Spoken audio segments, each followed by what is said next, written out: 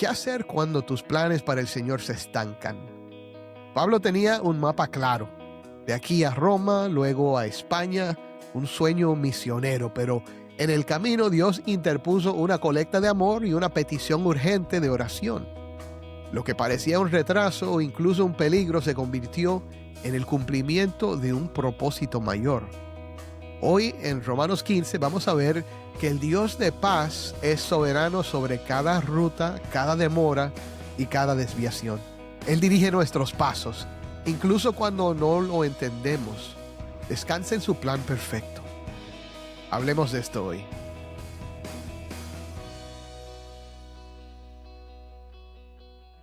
Hola, soy el pastor Dani Rojas, el director y locutor del Faro de Redención. Gracias por acompañarme hoy. Hoy llegamos a un pasaje muy personal en la carta de Pablo a los romanos. Romanos 15 del 22 al 33. Y aquí no tenemos un gran argumento doctrinal, sino los planes de viaje del apóstol Pablo, una ofrenda para los pobres y una petición urgente de oración. Ahora, a primera vista podría parecer un simple final administrativo de la carta, pero en realidad nos abre una ventana al corazón de Pablo y al corazón de Dios para su iglesia. En este texto vamos a ver tres cosas.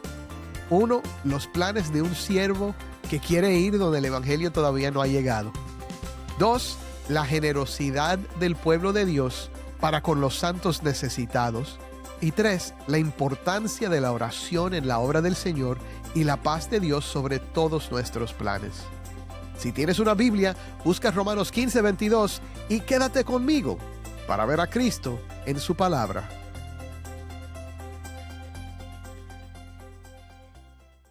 Proverbios 16:9 dice así: La mente del hombre planea su camino, pero el Señor dirige sus pasos. Oye, este proverbio tiene mucho significado para mí. A través de mi vida he visto cómo Dios ha tomado mis planes una y otra vez y me ha sorprendido con algo mejor. Dios es bueno, mi hermano. Ahora, lo más sorprendente de esto es que lo mejor muchas veces ha venido a través de lo peor. Sin entrar en detalles, he pasado por experiencias que nunca hubiera deseado pasar, por momentos que interrumpieron lo que yo creía que Dios quería hacer en mi vida. O sea, interrumpió mis planes, pero que resultaron en bendiciones inimaginables. Las Escrituras nos enseñan que Dios es soberano sobre todos los detalles. Y si estamos en Cristo, podemos confiar que vamos a ver la bondad de Dios en la tierra de los vivientes, como dice el Salmo 27:13. Yo estoy convencido de que ciertamente el bien y la misericordia me seguirán todos los días de mi vida. Eso lo dice el Salmo 23:6. Y como nos dijo Pablo en Romanos 8:28, sabemos que para los que aman a Dios, todas las cosas cooperan para bien. Esto es, para los que son llamados conforme a su propósito. Este mismo patrón lo vemos claramente en el pasaje que vamos a estudiar hoy. Romanos 15, del 22 al 33. Pablo tenía planes muy definidos. Quería visitar a los hermanos en Roma y después seguir hasta España. Pero el Señor estaba dirigiendo sus pasos de maneras que él no podía prever. En esos versículos veremos cómo Dios usa planes retrasados, viajes peligrosos, necesidades económicas y la oración de la iglesia para cumplir sus propósitos buenos. Con todo esto en mente, escuchemos ahora la lectura de Romanos 15, del 22 al 33. Por esta razón, muchas veces me he visto impedido de ir a ustedes, pero ahora, no quedando ya más lugares para mí en estas regiones, y puesto que por muchos años he tenido un gran deseo de ir a ustedes, cuando vaya a España los visitaré, porque espero verlos al pasar y que me ayuden a continuar hacia allá, después de que haya disfrutado un poco de su compañía. Pero ahora voy a Jerusalén para el servicio de los santos, pues Macedonia y Acaya han tenido a bien hacer una colecta para los pobres de entre los santos que están en Jerusalén. Sí, tuvieron a bien hacerlo, y a la verdad que están en deuda con ellos, porque si los gentiles han participado de sus bienes espirituales, también están obligados a servir a los santos en los bienes materiales. Así que cuando haya cumplido esto y les haya entregado esta ofrenda, iré a España, llegando de paso a verlos. Y sé que cuando vaya a ustedes, iré en la plenitud de la bendición de Cristo. Les ruego, hermanos, por nuestro Señor Jesucristo y por el amor del Espíritu, que se esfuercen juntamente conmigo en sus oraciones a Dios por mí, para que sea librado de los que son desobedientes en Judea, y que mi servicio a Jerusalén sea aceptable a los santos, y para que con gozo llegue a ustedes por la voluntad de Dios, y encuentre confortante reposo con ustedes. El Dios de paz sea con todos ustedes. Amén.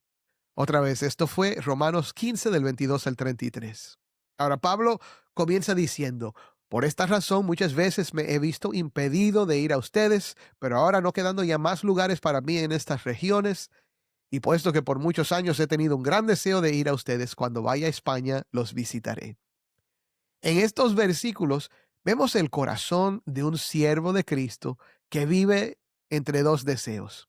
Él tiene el deseo de seguir predicando el evangelio donde Cristo no ha sido nombrado, pero también tiene el deseo de visitar y fortalecer a una iglesia que ama, aunque todavía no la conoce en persona. Y por esta razón, muchas veces me he visto impedido de ir a ustedes, dice Pablo. Ahora, ¿cuál es la razón? Pues lo que acabo de explicar en los versículos anteriores. Pablo estaba comprometido a predicar en lugares donde el nombre de Cristo aún no era conocido. Sus prioridades misioneras le habían impedido visitar a Roma, pero al mismo tiempo dice que deseaba ir a ellos por muchos años. Pablo no es un misionero frío, interesado solo en nuevas fronteras. Él ama a las iglesias, quiere verlas, quiere ser animado por ellas y también animarlas.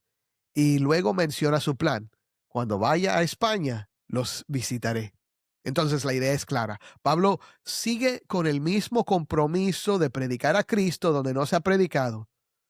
Piensa usar la iglesia de Roma como una base, un punto de apoyo para ir todavía más lejos, hasta el extremo del mundo conocido. Mi hermano, aquí aprendemos algo importante sobre nuestros planes. Aún los planes buenos pueden retrasarse por años. Pablo llevaba tiempo queriendo ir a Roma y no había podido. Podemos amar a personas y a iglesias que aún no conocemos en persona, orando por ellas, sirviéndolas a la distancia, pidiendo que Dios nos permita encontrarlas a su tiempo. Dios puede usar una iglesia como Roma o como la tuya como base para llevar el evangelio todavía más lejos. Quizás tú también tienes planes para el Señor que parecen estancados. Aprende de Pablo. No confundas demora con olvido. A veces Dios retrasa algo para abrir otra puerta, pero sus propósitos nunca fracasan. Ahora, Pablo explica su plan inmediato. Pero ahora voy a Jerusalén para el servicio de los santos, pues Macedonia y Acaya han tenido a bien hacer una colecta para los pobres de entre los santos que están en Jerusalén. Sí, tuvieron bien hacerlo y a la verdad que están en deuda con ellos, porque si los gentiles han participado de sus bienes espirituales, también están obligados a servir a los santos en los bienes materiales. Ahora, en estos versículos se nos abre otro aspecto del corazón del apóstol, la preocupación por los pobres y la unidad práctica entre judíos y gentiles. Observa varios detalles aquí. Pablo va a Jerusalén para el servicio de los santos. Antes de ir a Roma y luego a España, su prioridad es llevar una ofrenda a los creyentes pobres de Jerusalén. No se trata solo de proyectos nuevos, también se trata de cuidar a los hermanos que sufren. Ahora, dos, la ofrenda viene de iglesias gentiles, Macedonia y Acaya. Estas comunidades, mayormente gentiles, tuvieron a bien hacer una ofrenda. No fue por obligación, sino por gozo. Pablo dice que son deudores a ellos. Es interesante. Han recibido bienes espirituales del pueblo judío. Las escrituras, el Mesías, el evangelio que les llegó por medio de misioneros judíos como Pablo, y ahora responden ellos compartiendo bienes materiales. 3. Pablo ve todo esto como parte de su ministerio. No solo predica, organiza, ayuda.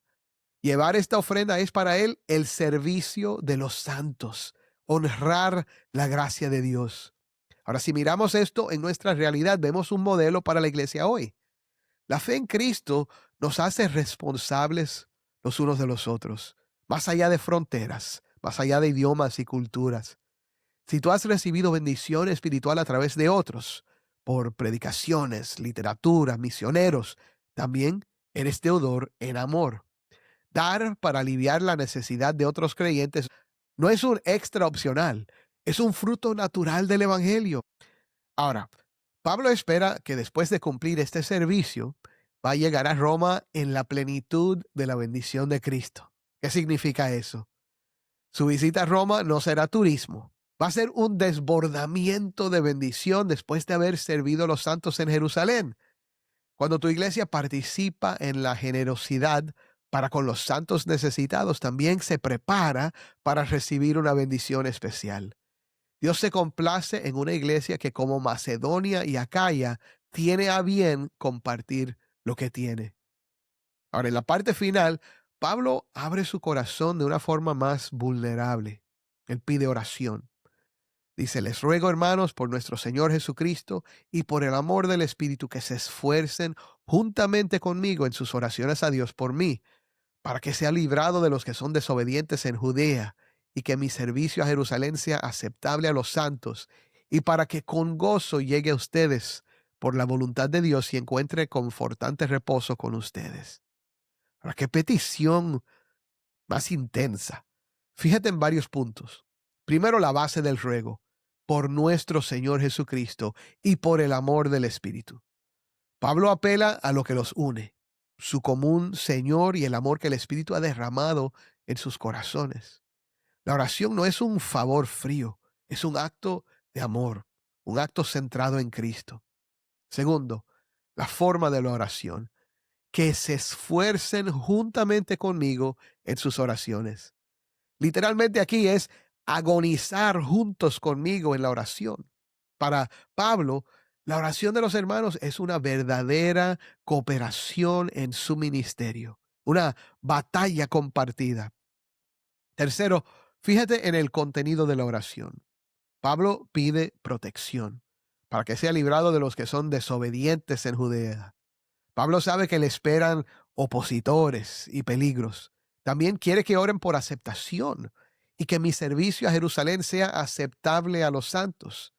Él desea que esta ofrenda que viene de los gentiles sea recibida como un gesto de amor y no con sospecha. Recuerda que la relación entre los gentiles y los judíos ha sido un tema importante para Pablo en esta carta. Y por último, Pablo desea que oren por un encuentro gozoso, para que con gozo llegue a ustedes por la voluntad de Dios y encuentre confortante reposo con ustedes. El deseo de Pablo no es solo llegar, sino llegar con gozo, renovado y para renovar. Ahora, esto nos enseña mucho sobre la oración, mi hermano.